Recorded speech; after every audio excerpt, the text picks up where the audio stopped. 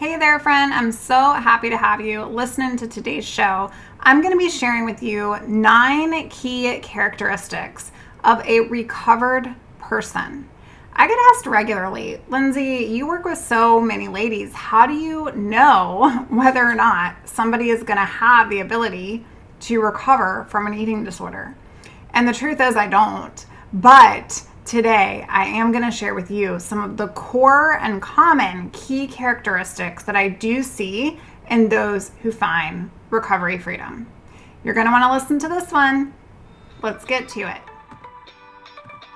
Hey girl, welcome to the Her Best Self podcast. I'm Lindsay Nickel, former competitive figure skater and perfectionist, turned God-led imperfect boy mom and digital CEO. If you find yourself constantly thinking about food and wondering if you'll wake up one day free from the obsessive thoughts and behaviors controlling your life, then I've created this podcast for you.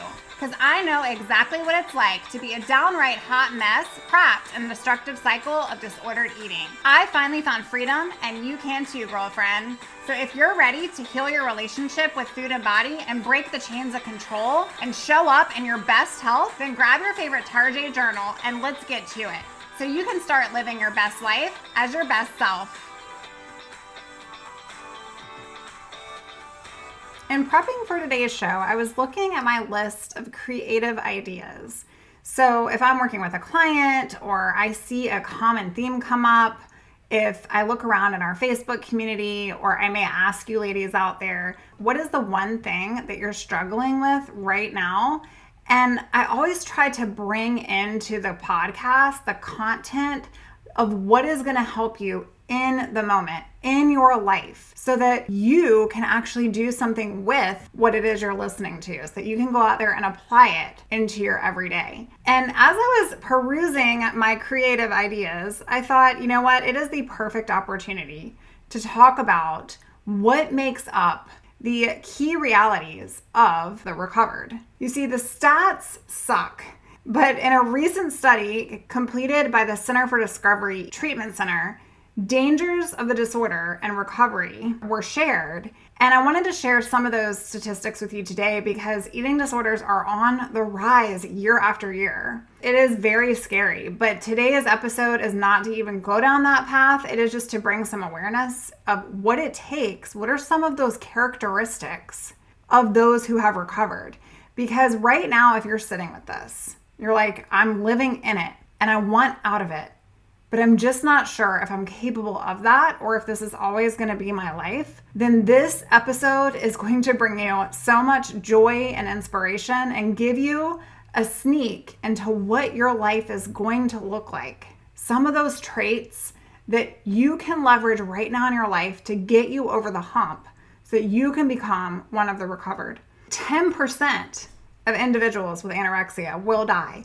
And what is so crazy about this is that this doubles the longer the disorder. And the mortality rate is 12 times higher, listen to me, 12 times higher than all causes of death combined in females. And this study was predominantly between ages 15 to 24. But I also want to just bring in some awareness in terms of the relapse rate and those that will actually seek help, because I want you to listen to me today. One of the biggest key characteristics of those who stay stuck with this forever and those who find true and lasting complete healing from it is going outside of themselves to seek help.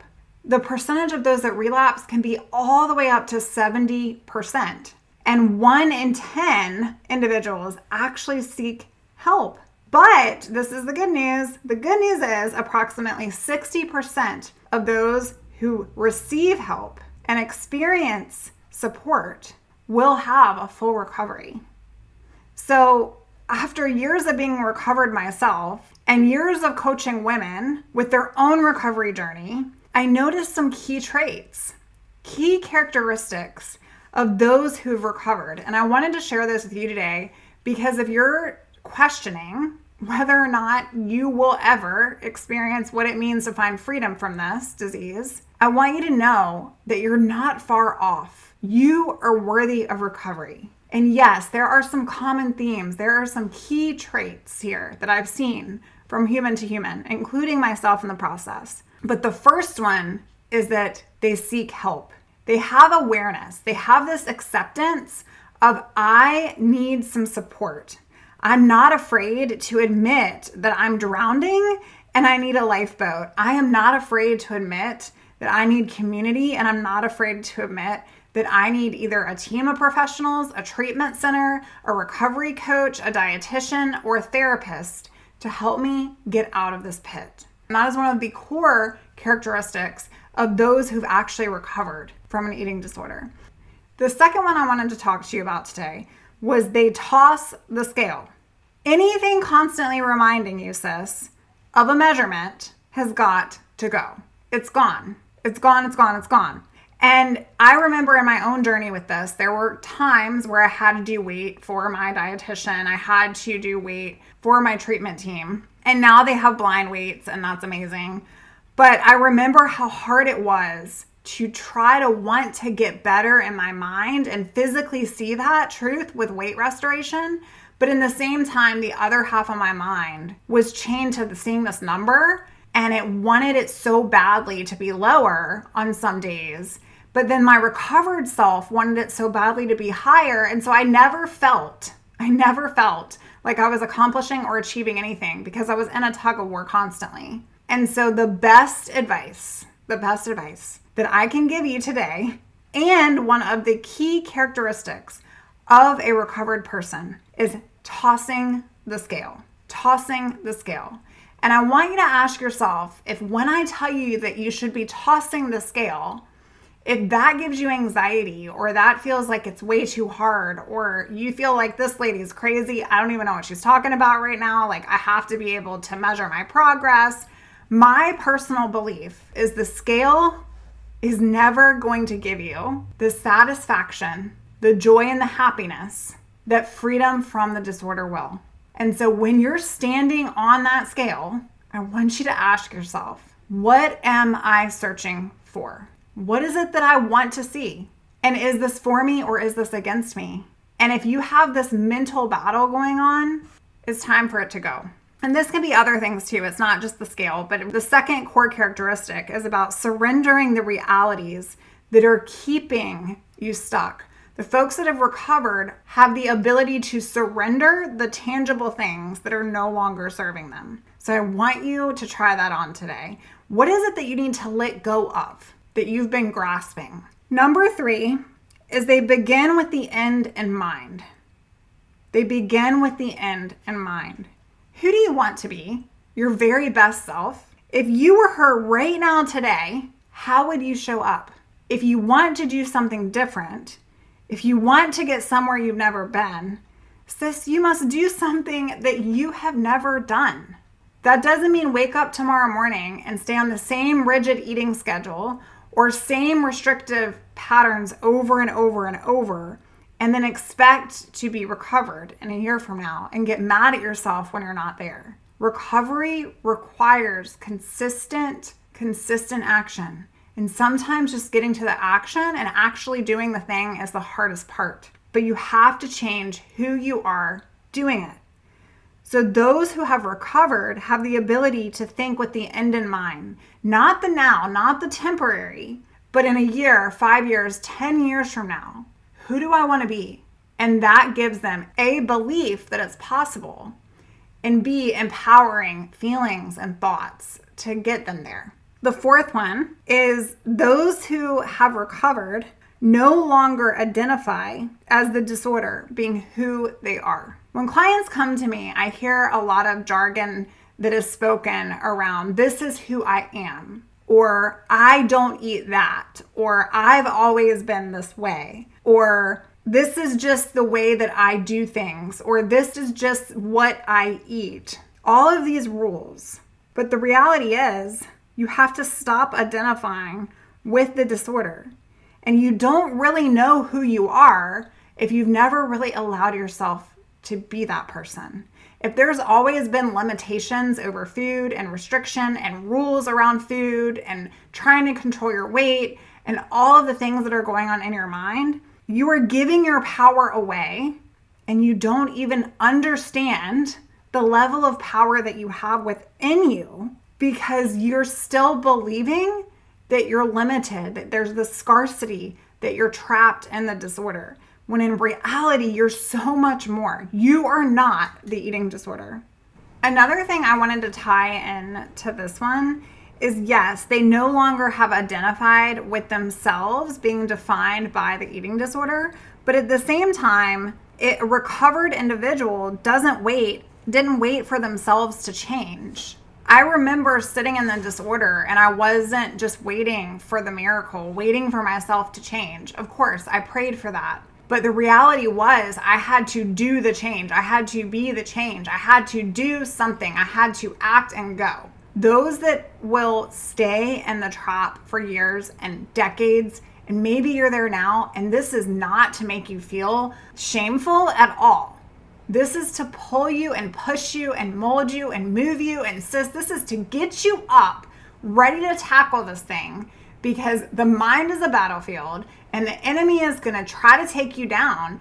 And it is only going to be up to you to choose to do something differently. Number 5 is they put first things first. And what do I mean by that? Prioritizing recovery and protecting recovery. Recovery isn't a hobby. It isn't a hobby. It's just like any relationship that you have that you want to maintain and grow and flourish. What you put into it is what you're going to get back from it. And I think about my own recovery, and I remember it being so freaking hard, but at the same time, it was my full-time job. And I get it. Maybe you have a full-time job. Maybe you're like, well, Lindsay, I don't have all the time to pour into that. Okay. But with the time that you do have, are you prioritizing you and your recovery? Or is everyone else coming before you and your recovery? That is a solid question for you to challenge yourself with this week. What do I need to do to prioritize my recovery? Because if I want to be recovered, I have to put first things first. This has to be first. Number 6, they fail forward. They fail forward. They plan to fail. Says nothing will keep you more chained in the grip of an eating disorder, but planning to go all in on recovery only to set yourself up for disaster by creating the standard for recovery that isn't achievable. I actually did this. When I first said, I'm going to go all in and recover from my eating disorder, I felt like it was just another goal I was going to accomplish and check the box on. And the Monday that I woke up, that I was doing the same exact behaviors, I realized it was harder. It was going to be so much harder than I actually thought it was going to be. And I had to learn that I'm a human, and I had to give myself that grace. You're a human. You will have bad days. Plan to fail and have a plan for when you do. Difficulty equals opportunity. Just because I hit rock bottom didn't mean I deserved to stay there. And sis, this is truth in your life and your story and your recovery journey. And the reality of being recovered is being able to go, you know what? I can fail and I can find opportunity in that. That doesn't mean that I'm a failure. Number 7 is having a why that's larger than you. A power that is greater than you. A soul change. For me, it was my faith. For me, it was God. For me, it was on days where I don't want to recover for myself. I can't even recover for my spouse. I don't even have energy to recover for what I want for my future.